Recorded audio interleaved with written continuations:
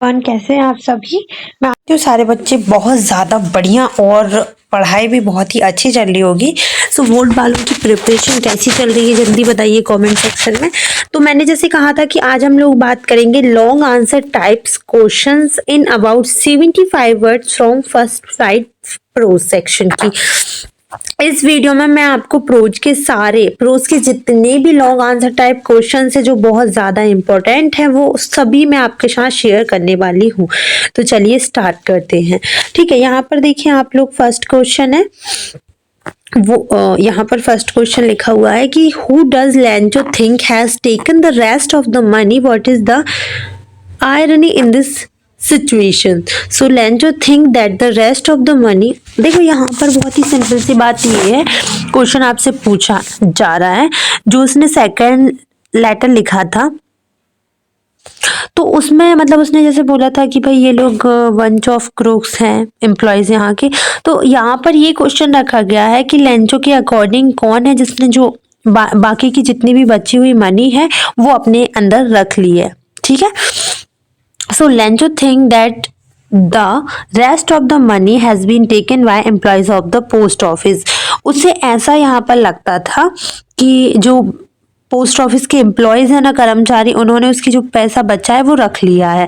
The irony in this situation is that employees collected the money and helped Lencho as he makes the crooks. देखिए यहाँ पर irony situation ये बनती है कि बेचारे उन लोगों ने तो इसकी मदद की लेकिन उन्होंने जो वो लेंचो है उन्होंने उसे क्या बना दिया, मतलब उन लोगों को क्या बना दिया, क्रूक्स, चीटर्स बना दिया।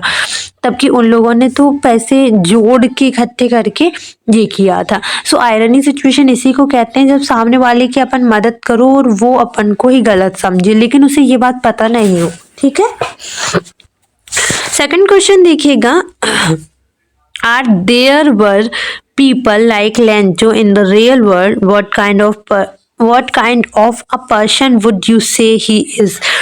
देखिए यहाँ पर ये बोला जा रहा है कि लेंचो के अकॉर्डिंग मतलब लेंचो जैसे व्यक्ति इस वर्ल्ड में रियल में है क्या या फिर नहीं है, और इस टाइप के पर्सन को आप क्या बोलना चाहेंगे। what kind of person would you say he is?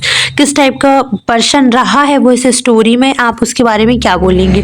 So no, there can not be a person exist life like Lencho in the real world. इस तरीके का कोई भी व्यक्ति इस दुनिया में, इस रियल वर्ल्ड में एग्जिस्ट ही नहीं करता है। And Lencho seems to be a naive and unquestioning person. वो बहुत ही लाइक अभी मेरे को यहाँ पर नेवी का मतलब तो पता नहीं है लेकिन अनक्वेश्चनिंग मतलब यहाँ पर ये है कि वो क्वेश्चन नहीं पूछता, मतलब उसे ऐसा है वो बहुत ही सीधा साधा और उसके अकॉर्डिंग वो कितना विश्वास कर रहा है भगवान पे। तो यहाँ पर उसको ऐसा ही बोला है कि अनक्वेश्चनिंग एंड नेवी पर्सन है। आप अगर आपको पता होगा तो बताना कि इसका मीनिंग क्या है।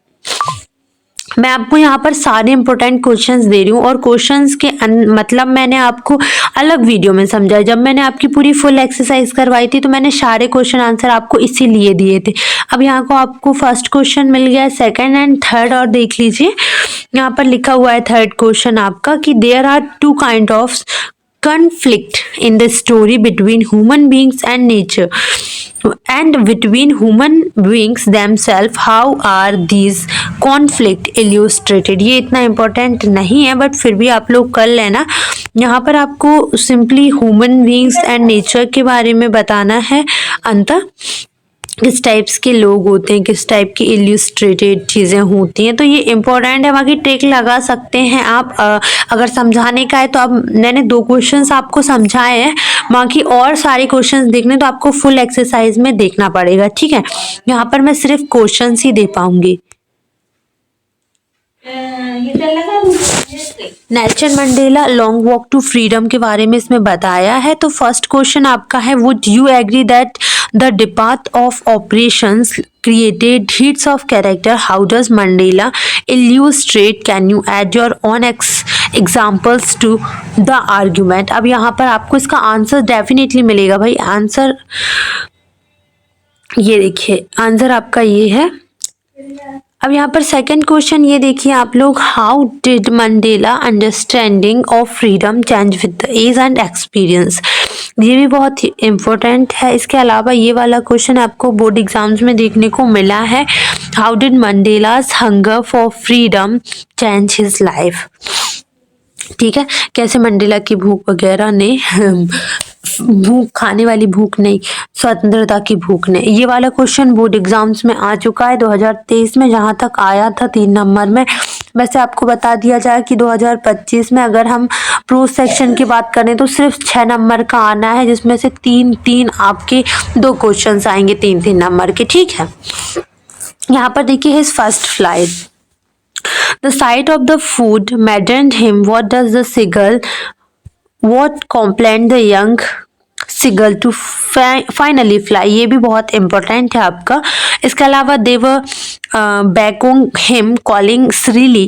And what did the seagull's father and mother cajole him to fly? यहाँ पर ये वाला क्वेश्चन इतना इम्पोर्टेंट नहीं है, लेकिन ये वाला क्वेश्चन आप देख रहे हैं, ये वाला क्वेश्चन एक बार बोर्ड एग्जाम्स में आया है, तो प्लीज रिपीट होने के ज़्यादा चांसेस होते हैं बोर्ड एग्जाम्स में, है ना। फर्स्ट फ्लाइट देखेंगे पहले अपन, ये हो गया है ना फर्स्ट फ्लाइट का। अब हम देखते हैं ब्लैक एरोप्लेन। ये वाला question previous year question paper है गाइस ये।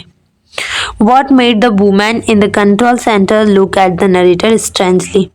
यहाँ पर ये वाला देखना आप लोग, describe the narrator's experience as he flew the aeroplanes into the storm। ये वाला क्वेश्चन भी इम्पोर्टेंट है और इसका ये भी, तो दोनों ही आपको समझना जरूरी है। ठीक है, ये क्वेश्चन आपने पहले भी कर रखे होंगे, लेकिन टिक लगाना नहीं भूलना है। ठीक है, from the diary of Anne Anne Frank में से ये क्वेश्चन मोस्ट से भी मोस्ट इम्पोर्टेंट है। What made Mister Keesing allow Anne Anne to talk in class? So when Annan got a homework to write an essay in titled Quack, ऐसा said Mistress Chatterbox, she presented her argument smartly as a poem to prove the need to talk for students। तो ये आपका important है, कम है। Question number 2 देखिएगा, how does Anne need to give a brief sketch about her family? Does she treat Kitty as an inside or an outside? तो वो kitty को outsider concert करती थी या फिर इनसाइडर। ओके, क्वेश्चन नंबर 3 है, how does Anne feel about her father, her grandmother, Mr Curious and Mr Keesing? What do these tell you about her? तो ये भी आपका बहुत ज़्यादा इम्पोर्टेंट है भाई। इसके बाद क्वेश्चन नंबर 4 देखना, Anne says teachers are most unpredictable. Okay, is Mr Keesing unpredictable?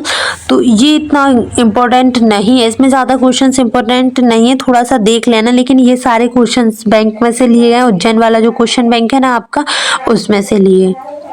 ठीक है, अब यहाँ पर देखिए, glimpse of India, a baker from Goa, इसमें से 2 क्वेश्चंस लिए गए हैं आप लोगों के लिए। देखिए, describe the pen portrait of a traditional Goan blazer baker. And second है आपका, baking was consider as a important profitable profession in a traditional Goan blaze explain. ये आप देख लेना, नज़र तो आपको मारनी पड़ेगी। ठीक है, यहाँ पर देखिएगा, where is Coorg located, when should one visit it? Write an account of life of the people of Kurg। ये आपको इसका आंसर मिलेगा स्ट्राइट। सिर्फ यही क्वेश्चन है जो इसमें से इम्पोर्टेंट है, तो एक ही क्वेश्चन दिया है तो प्लीज कर लेना। टी फ्रॉम असम देख लेते हैं, इसमें से आपके कुछ 2 क्वेश्चंस लिए गए हैं गाइस। पहला है आपका कि what are the legends of the discovery of tree, मतलब आपको बताना है कि टी जो चाय है उसकी खोज के पीछे क्या मतलब चीज़ें रही हैं, मैनी लीजेंड्स रहे हैं, तो कैसा क्या रहे, तो आपको 2 स्टेप्स में बताना है। ठीक है, किस किसने कैसे खोज की है, 2 टाइप से हुई है, एक चाइनीज एंड एक आप कह सकते हैं बोधि धर्म, इन दोनों से ही, इन दोनों लीजेंड से हुई है। Narrated the story of Buddhist monk be hind and discover of tea. ये दोनों ही इतनी ज़्यादा इम्पोर्टेंट नहीं है, अभी तक बोर्ड एग्जाम्स में से इसमें से कुछ नहीं लिया गया है। मिस बिल द ऑटर की बात कर लेते हैं guys. What things does miss do which tell you that he is an intelligent, friendly and fun-loving animal who needs love। तो किस तरीके से कौन कौन सी चीज़ों ने ये बताया है, मतलब बताते हैं कि एक मिसबिल जो होता है एक इंटेलिजेंट, फ्रेंडली एंड बहुत ही फन लविंग एनिमल्स में से एक होता है। ठीक है, इसके बाद आपको क्वेश्चन नंबर 2 देखना है। What are some of things we come to know about authors from this text. कौन कौन सी चीज़ें हैं जिससे हम ऑटर के बारे में बता सकते हैं। हाँ ठीक है।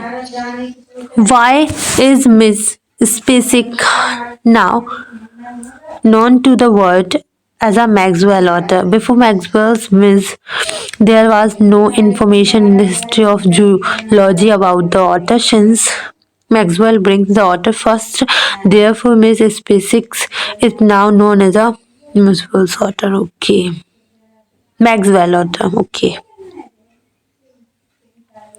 मोस्ट इम्पॉर्टेंट क्वेश्चन है ये, आपको हमेशा की तरह से करना ही है। मैडम राइस द वर्स में से ये एक ही इकलौता क्वेश्चन है भाई।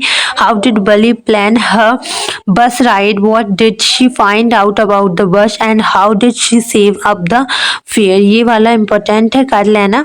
द सरमन एट बनारस से अभी तक कुछ आया है कि नहीं, एक मिनट देखना जरा, रुकना। हाँ ठीक है, यहाँ पर 3 क्वेश्चन दिए गए हैं, पहले तीनों क्वेश्चन ध्यान से देख लेना आप लोग। What did the Buddha chance upon when he went for hunting? At what age the Buddha was sent for schooling? What did he learn there? Question number 3 है कि what did Gautam Buddha notice the suffering for the first time at the age of 25 year? तो ये इसमें से सबसे important question है आपका ये। बाकी बेटा ये आपकी परीक्षा बैंक, जो उज्जैन वाली परीक्षा बैंक है ना 2025 की, उसमें से लिए गए हैं और ये क्वेश्चंस बोर्ड वालों की तरफ से आते हैं, तो प्लीज़ इसे कर लें आप, जितना होगा आपके लिए ये, और बहुत इम्पोर्टेंट है इसलिए आपको इसमें बताया गया।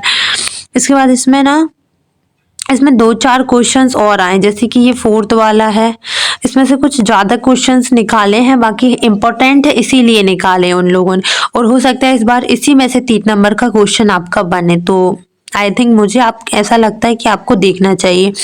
Which events forced Gautam Buddha to leave his home?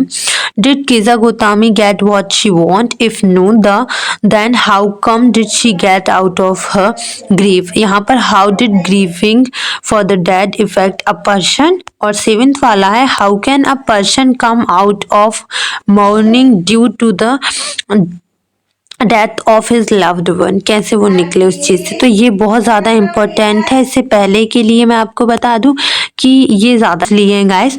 First ये क्वेश्चन आप जैसे देख सकते हैं द प्रपोजल में से, ये वाला है ना। इसके अलावा आप देखिए 2nd क्वेश्चन, ये भी बहुत ज़्यादा इम्पोर्टेंट है गाइस आप लोगों के लिए।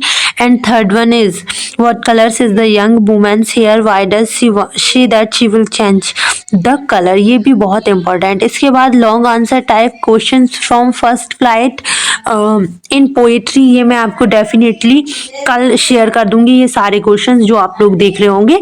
एंड बहुत सारे क्वेश्चंस और लिए गए हैं, आपके 3 नंबर का क्वेश्चन आएगा long answer type questions from first flight in poetry, तो हम कल उसको शेयर करेंगे आपके साथ, ठीक है। सो जब तक के लिए bye bye, take care, Radhe Krishna.